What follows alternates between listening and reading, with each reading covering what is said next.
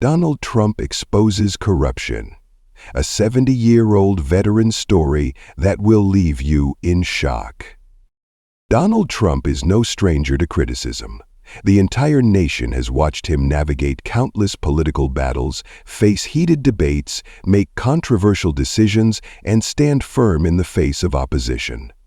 Yet there is one thing no one can deny: he has always put America first. This time, however, he wasn't here for a campaign rally, nor was he here to deliver a speech before thousands. He had come for something far more important. He came to uncover the truth. A veterans hospital, once meant to be a sanctuary for those who had served their country, was now rotting from the inside. Elderly veterans lay helpless, waiting for care that never came. Millions of dollars had mysteriously disappeared. Doctors were being silenced, and employees who dared to speak out had vanished without a trace. An anonymous letter had found its way to Trump's desk, and he knew he couldn't ignore it. Someone in the shadows was pulling the strings, manipulating a system that was supposed to protect the very people who had fought for America. And if there was one thing Donald Trump despised more than anything, it was betrayal. Especially the betrayal of those who had sacrificed for their country. There were no press announcements, no motorcade, no cameras, only a small team of trusted security and a single, unwavering mission: expose the truth no matter the cost. But what Trump didn't know was that by stepping into Ironwood Veterans Hospital, he wasn't just walking into a failing institution, he was walking straight into a battlefield. There were no campaign slogans, no grand stages, no roaring crowds. Only darkness, deception, and an enemy willing to do anything to keep their secrets buried forever. Would he be able to turn the tide? Or was he about to face a conspiracy more dangerous than anything he had ever encountered? Stay with us until the very end, because the truth he is about to uncover could bring an entire system crashing down. On a bleak winter afternoon, a black SUV pulled up quietly in front of Ironwood Veterans Hospital. No motorcade, no press, no grand announcement. Just one man, his unmistakable golden hair peeking from beneath the collar of his long coat, stepping out with measured intent. Donald Trump never needed to command attention. His very presence was enough to shift the atmosphere. He stood at the entrance, his sharp gaze scanning the scene before him. The building, once a symbol of national pride, was now a shadow of its former self. Its walls streaked with grime, its windows dull with neglect. Across the courtyard, elderly veterans sat slumped on rickety benches, some wrapped in thin blankets despite the biting cold. A frail man in a hospital gown coughed violently, his body trembling, yet no one came to help him. Trump pushed through the doors and stepped inside. No one turned to look. If they did notice him, they were simply too exhausted to care. The hallway smelled of mildew and antiseptic, the fluorescent lights casting a sickly yellow glow over hollowed faces. Veterans sat hunched in corners, their eyes dull with resignation. Some had been waiting for treatment for weeks, their names lost in an endless backlog of bureaucracy. For the first time in a long while, Trump felt something other than anger. He felt a quiet, seething disgust at what he was seeing. Without hesitation, he strode toward the reception desk, where a young nurse sat staring at a dim computer screen. Her fingers were clenched tightly, and her shoulders were stiff. Trump placed both hands on the counter, his voice low and firm. "I want to see the hospital director." The nurse flinched. Her eyes snapped up to meet his, and for a moment she simply stared, unsure whether to be more shocked by his presence or terrified of what might happen if she answered. She darted a glance around and lowered her voice. "Sir, I don't think you should be here." Trump raised an eyebrow. "Why not?" he asked. The nurse swallowed hard and glanced over her shoulder as if someone might be watching. Then, with quick, nervous movements, she scribbled a name onto a small piece of paper and slid it toward him. Marilyn Pierce, 3rd floor, room 317. If you really want to help, talk to her. But be careful. Trump picked up the note, his gaze sharpening. He had fought countless battles, but something told him this time he wasn't just up against corrupt politicians. Turning, he headed straight for the stairwell. No elevator, no hesitation, as his instincts warned him that whatever he was about to hear wouldn't be easy to stomach. Room 317 sat at the end of a dimly lit corridor where light bulbs flickered, casting uneasy shadows along the walls. Trump knocked once. A raspy voice answered from inside. "Come in." He pushed the door open. The room was small, almost barren.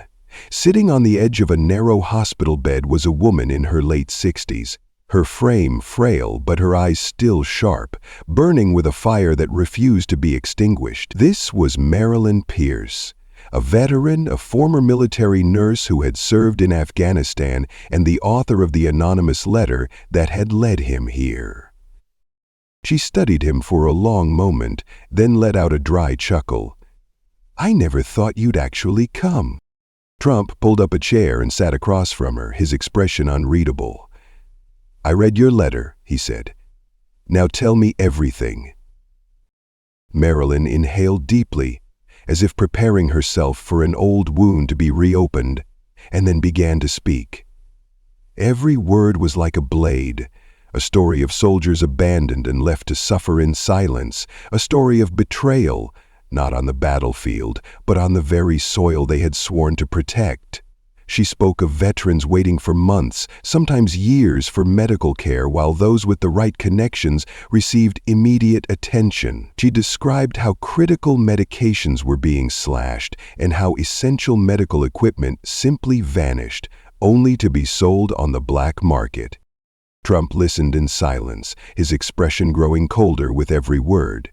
When Marilyn finally paused, he spoke a single dangerous sentence, his voice low and steady. "The people behind this, how long do they think they can hide?" Marilyn held his gaze, her eyes filled with weary sadness. "They're not hiding, sir. They don't have to. They know no one dares to challenge them, and those who try disappear." Trump leaned back in his chair, arms crossed. He had faced powerful enemies before, shadowy figures lurking in the darkest corners of politics and business, but this felt different, darker, deadlier. "Then tell me," he said deliberately, "who's behind it?" Marilyn hesitated. Then, slowly, she reached under her pillow, pulled out a crumpled piece of paper, and pressed it into his hand. "Marcus Bellamy," she said. "He's the only doctor left who's still fighting. If you really want the truth, find him before it's too late." Trump stared at the name, his grip tightening around the paper. The investigation had begun, and he knew one thing for certain: once he stepped onto this battlefield, there would be no turning back. Donald Trump tightened his grip on the crumpled paper. Marilyn Pierce had handed him the name Marcus Bellamy, burned into his mind. A doctor who still dared to fight, who still had the courage to speak out against a corrupt system. That meant only one of two things. Either Bellamy was a fool, or he was a man with nothing left to lose. Trump wasn't about to waste time. He pulled out his phone and dialed one of his most trusted aides. "I need a full background check on Marcus Bellamy. Everything, his history, his past affiliations, anyone he's worked with, and find out if anyone connected to Ironwood Veterans Hospital has died under suspicious circumstances in the last 3 years." The voice on the other end didn't hesitate. "Yes, sir, I'll have the information within the hour." Trump ended the call and slipped the phone back into his pocket. He didn't believe in coincidences. If what Marilyn had told him was true, then Marcus Bellamy might already be in danger. And if there was one thing Trump despised more than anything, it was seeing those who fought for justice crushed by a corrupt system that thrived in the shadows. He turned and walked back to the reception desk. The young nurse who had spoken to him earlier was still there, sneaking nervous glances in his direction. When their eyes met, she quickly looked away. Too late, Trump strode up to the counter, his voice low but commanding. "I need to see Dr. Marcus Bellamy right now." The nurse inhaled sharply, then shook her head. "Sir, I can't." Trump cut her off. "Listen, I'm not here to play games. I know what's happening in this hospital, and if I don't see him now, there may not be another chance." The nurse glanced around, lowered her voice to a whisper, and said, He doesn't work here anymore." Trump frowned. "What do you mean?" The nurse hesitated, then lowered her voice even further. 3 months ago, he was suspended. The official reason was violating medical protocol. But we all knew that was just an excuse. He tried to report what was happening here, and then one day, he vanished. No one knows where he is. Trump narrowed his eyes. "Who issued the suspension?" The nurse swallowed hard. "Richard Hale." That name wasn't unfamiliar to Trump. Richard Hale had once been a high-ranking official in the Department of Veterans Affairs, but years ago he had been accused of embezzling federal funds. Millions meant to support veterans like those suffering in this very hospital.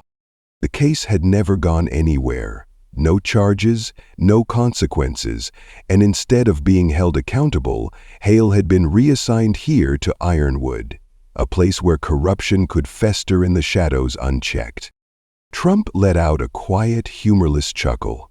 A predator disguised as a public servant, Hale had been placed in charge of a hospital full of prey. Elderly, sick, and too weak to fight back. A perfect hunting ground for someone who knew how to exploit the system. But Marcus Bellamy was still a question mark. Had he gone into hiding to save himself? Or had someone made sure he would never be found?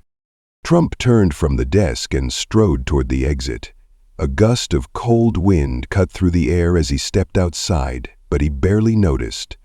Pulling out his phone, he dialed his aide once more. "Get me Marcus Bellamy's last known address." There was a brief silence on the other end. Then the aide replied, "Yes, sir, I found it. But there's a problem." "What's that?" Trump asked. The aide hesitated before responding. "He's disappeared from the system. No financial activity in the past 3 months, no utility bills, no bank transactions. It's like he never existed." Trump stopped in his tracks. This wasn't just about corruption anymore. This was something bigger, something being deliberately erased. "How do I find him?" After another brief silence, the aide continued, "I have an old address, a small apartment in Brooklyn. That's where he lived before he vanished." Trump didn't hesitate. He climbed into the SUV, shutting the door with a firm thud. "Send me the address. I'm on my way."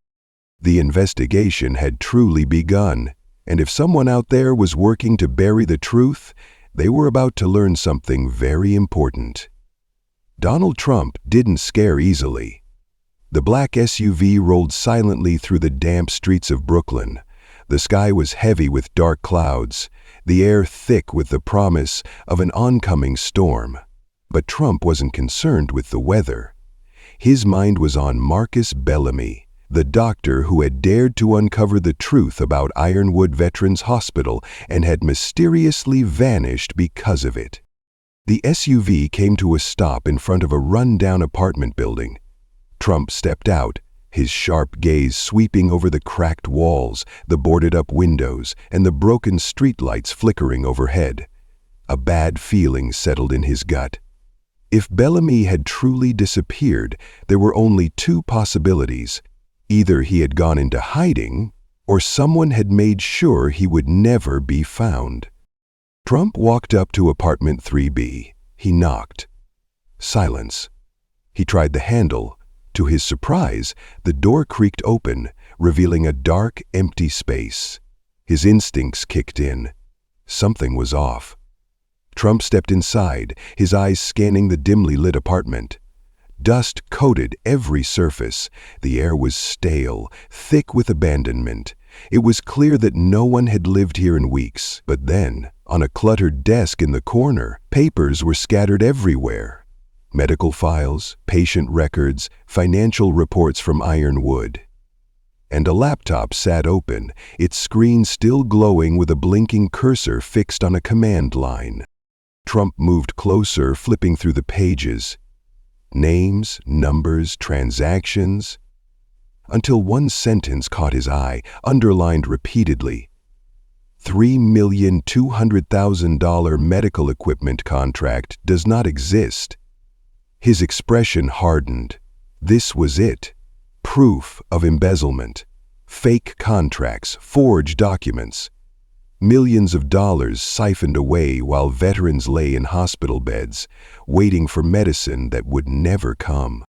A sudden noise, a faint rustling from the bedroom, made Trump's hand instinctively move to his waist, his fingers grazing the concealed pistol beneath his coat. He pushed the door open. In the shadows, a man sat huddled in the corner, his frame gaunt and his eyes sunken but alive. "Marcus Bellamy?" the man asked in a hoarse voice. Bellamy stared at Trump in disbelief. "You? Why are you here?" Trump didn't answer immediately. He studied the man before him, realizing at once that Bellamy wasn't weak or broken. He was a man who had been pushed to the very edge but refused to fall. "I'm here to find the truth," Trump said slowly, his voice steady. "Marilyn Pierce told me you have evidence. Proof of what's happening at Ironwood." Bellamy let out a dry, bitter laugh and shook his head as he pushed himself to his feet, his legs trembling from exhaustion. "Evidence? I have more than enough," he said, motioning toward the mess of papers on the cluttered table. "It's all here. But the real question is, who's willing to stand against them?"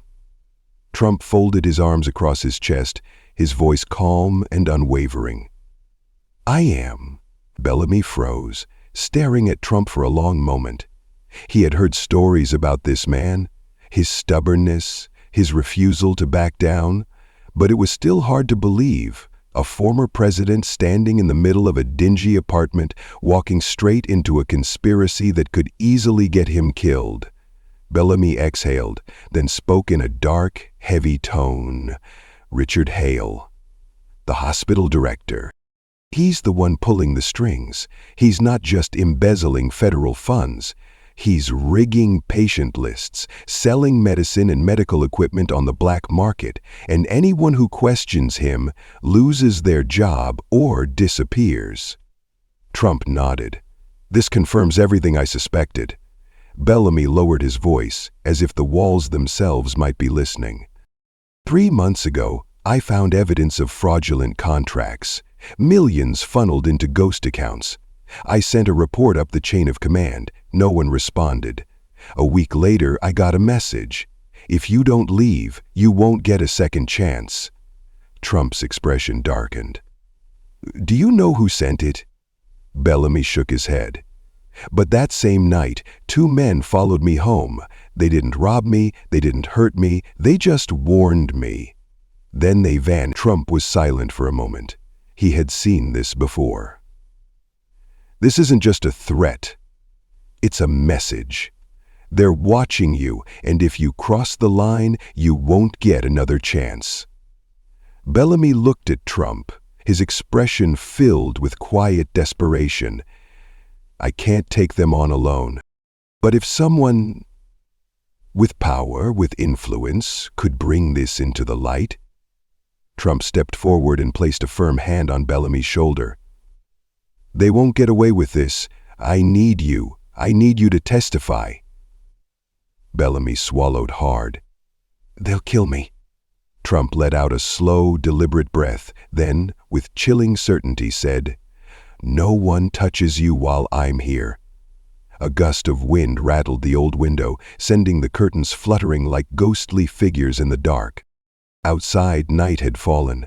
The fight had only just begun, and Trump knew that every step forward would bring him closer to danger. But it didn't matter. He had the evidence. He had a witness. Now it was time to confront the men hiding in the shadows, and he knew exactly where to go next. Richard Hale's office. Donald Trump sat in his car, gripping his phone tightly as he scanned the documents Marcus Bellamy had given him. Every number, every transaction, every falsified patient record was like a blade slicing through the country's honor. Millions stolen, hundreds of veterans abandoned without medicine or care, patient lists manipulated to siphon off federal funds, and at the very top of it all, Richard Hale. There was no longer any doubt. This wasn't just some petty embezzlement scheme. It was an entire system of corruption, an operation that had run unchecked for years, protected by fear and silence. But not anymore. Turning to Bellamy, who sat beside him with tense, trembling hands, Trump asked, "Are you absolutely sure you're ready to testify?" Bellamy swallowed hard and then nodded. "I can't stay silent anymore," he said, his voice raw with emotion. "If I do, I'm no better than the people who betrayed our soldiers." Trump gave a firm nod. "Good. Now listen to me. We cannot give them time to cover their tracks. We do this my way." That night, Trump and Bellamy drove straight to Ironwood Veterans Hospital, but they weren't alone. Within hours of Trump submitting the evidence, a team of federal investigators and FBI agents had mobilized inside the hospital. Richard Hale sat comfortably in his large office, sipping an expensive glass of red wine. He had no idea the storm was about to hit. The door burst open. Trump stepped in first, followed closely by Bellamy and two federal agents. Hale looked up, startled for only a moment before his face quickly relaxed into a smug smile. "Well, well, Hale," he said smoothly, swirling the wine in his glass. "Donald Trump, what an honor to have you here. What can I do for you?" Trump wasted no time. He dropped a thick stack of documents onto Hale's desk, his voice as cold as ice. "Explain this. Explain this." Hale picked up the stack and casually flipped through the pages until his gaze landed on the numbers. His expression barely changed. But Trump caught a flicker of recognition, of panic. Hale looked up and smirked. "I have no idea what you're talking about." Bellamy stepped forward, slamming a finger onto the documents. "Fake contracts, ghost patients, medicine and medical equipment sold on the black market. It's all here, Hale. You can't lie your way out of this." Hale leaned back in his chair and let out a long sigh. "So, you still haven't given up?" he said. Trump folded his arms, his stare like a blade. "I don't care how long you've kept the system running. It ends tonight." For the first time, Hale's smile faltered. He glanced around as if searching for an escape. Then his lips curled into a sneer. "What do you think you're going to do? You're not president anymore, Trump. You have no power." Trump stepped forward, planting both hands on the desk and leaning in just enough for Hale to feel his presence. "You're wrong," he said, his voice low and firm. "I have the truth, and in this world, the truth is more powerful than anything." Before Hale could respond, the office door burst open. A team of FBI agents swarmed inside. One agent stepped forward, holding up an arrest warrant. "Richard Hale, you are under arrest for embezzlement of federal funds, financial fraud, and gross misconduct." Hale's face drained of color. He shot up from his chair, eyes darting toward the door, but he barely made a step before two agents grabbed him, twisting his arms behind his back. "No, no, Hale," he thrashed, as handcuffs snapped around his wrists. "You can't do this. I have connections. I have protection. I'm not going to prison." Trump stared him down, his voice cutting through the chaos like a knife. Tell that to the veterans who died because of you." Hale's mouth opened, then closed. For the first time, Trump saw real fear in his eyes. Bellamy let out a shaky breath, as if he'd been holding it for years. He turned to Trump, his voice almost disbelieving. "It's over." Trump met his gaze. "This is just the beginning," he said. "There's a lot more work to do." Bellamy nodded, and for the first time in years, hope glimmered in his eyes. Hope that justice was possible. Trump then looked out toward the hospital corridor, where elderly veterans sat waiting for care, waiting for someone to fight for them. They wouldn't have to wait much longer. The battle had ended, but the war to restore honor and dignity to those who had served was far from over, and Trump was ready to lead the charge. 3 months later, Ironwood Veterans Hospital was unrecognizable. The once dark, mold-ridden hallways had been cleaned, repainted, and restored. The stench of decay had been replaced with the scent of fresh disinfectant. Veterans no longer sat for hours waiting for care. Medicine was fully stocked. Real doctors and nurses had returned. True healers, not those who had turned a blind eye. Most importantly, the corruption that had thrived in the shadows had been ripped out at its roots. Standing at the entrance, Trump silently observed. There were no crowds, no applause, no speeches. He didn't need them. This was the only victory that mattered. Marcus Bellamy later approached him with a thick file in hand. No longer a fugitive, no longer a man living in fear. He extended the file to Trump. "All the missing funds have been recovered. The government has agreed to increase funding for veterans' health care, and most importantly, people like Richard Hale will never have the chance to do this again." Trump nodded as he flipped through the pages. He had fought many battles on the political stage and in business against enemies both foreign and domestic, but this was one of the most meaningful. Then Marilyn Pierce, the woman who had started it all with her anonymous letter, stepped forward. She looked stronger now, no longer trapped in a hospital room or drowning in despair, though her eyes still carried the weight of someone who had seen too much injustice. Meeting Trump's gaze, she admitted, "I used to believe no one cared about us. After everything we've done, after everything we've sacrificed, we were just forgotten. But I was wrong." Trump placed a firm hand on her shoulder, his voice steady and sure. "No one who has fought for this country should ever be forgotten." For the first time in years, Marilyn smiled. A genuine smile. As Trump walked out of the hospital, the golden sunlight cut through the cold morning air, washing away the shadows of the past. He knew the battle wasn't over. The system still had cracks, and there would always be another Richard Hale waiting for the chance to exploit them. But there was something far more powerful than corruption: the truth. No matter how deeply someone tried to bury it, the truth always finds its way to the surface. And as long as Donald Trump was standing, he would never stop fighting to make sure of that. Closing call to action. If you believe that justice must prevail, that every veteran deserves respect and proper care, and that the truth cannot be silenced, share your thoughts in the comments below. Like this video if you stand for accountability and integrity, and share it with friends and family so more people hear this message. Subscribe to our channel for more powerful, thought-provoking stories. Because the future of our nation depends on those who refuse to let the truth be erased. Thank you for watching, and remember, true strength is found in fighting for what is right.